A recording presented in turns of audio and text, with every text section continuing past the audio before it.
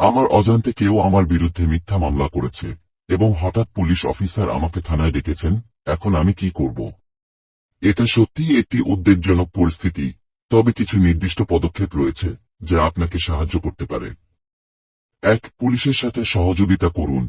প্রথমে, পুলিশ অফিসারের সাথে সৎ এবং সহযোগিতাপূর্ণ আচরণ করুন। আপনার বিরুদ্ধে যে অভিযোগ উঠেছে তা জানার চেষ্টা করুন এবং যদি আপনি নির্দোষ হন, সেটা পরিষ্কারভাবে তুলে ধরুন। ২. মামলার বিবরণ জানুন।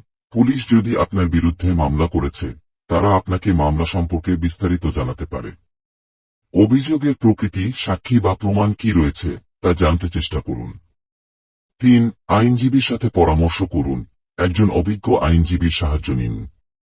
তিনি আপনাকে আইনগত উপদেশ দিতে পারবেন এবং কিভাবে প্রতিরোধ করবেন সে সম্পর্কে গাইড করবেন।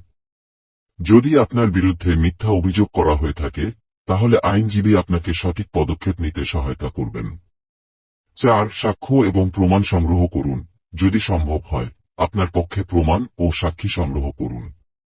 কোনো ভুয়া অভিযোগের বিরুদ্ধে শক্তিশালী প্রমাণ থাকা গুরুত্বপূর্ণ।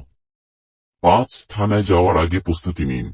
থানায় যাওয়ার আগে আপনার আইনজীবীর পরামর্শ অনুযায়ী প্রস্তুত থাকুন।